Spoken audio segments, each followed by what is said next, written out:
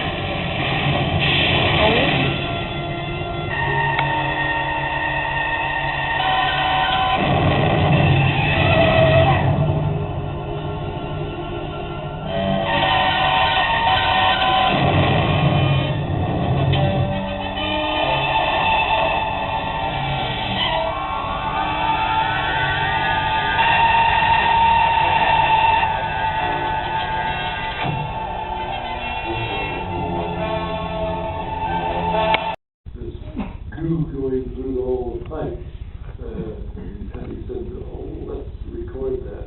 So we recorded that, and that's the sound of the sauce. A lot of citizens took part in it. Unknowingly. Can I, all that during it, we will be perhaps seeing something else. We use it as a standard. Yes. To light the sets. We've gone through three worlds of Gulliver and Mysterious Island, and we come to your, probably, one of your landmarks, if not one of the great landmarks, as far as a lot of people probably here tonight, Jason and the Argonauts, which was shown last night.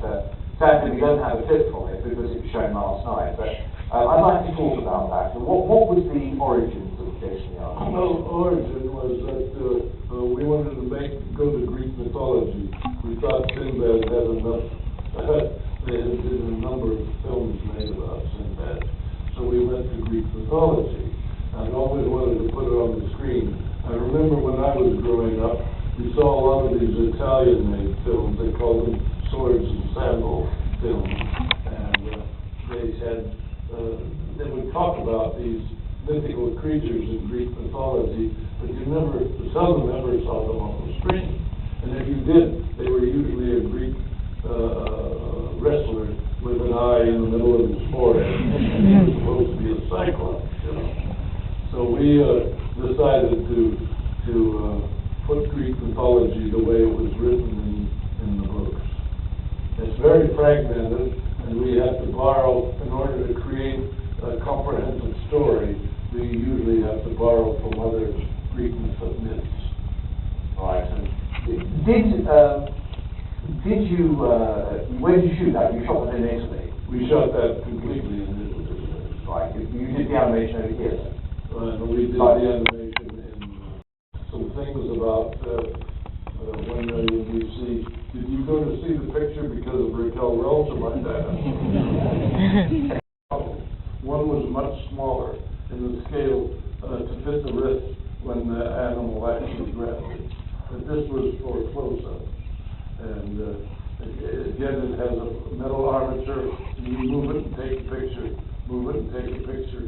You have to synchronize the movements, of course, so it looks realistic, or semi-realistic. This appeared in the film The Valley of Guanchi, and it very briefly appears in a scene where Guanchi. And as you see here, please don't count the ribs. I'm not, shall we say, medically inclined. But this was the skeleton piece. It has every joint that a real skeleton would have, all in socket joints. And he animated in frame by frame. There are 6.5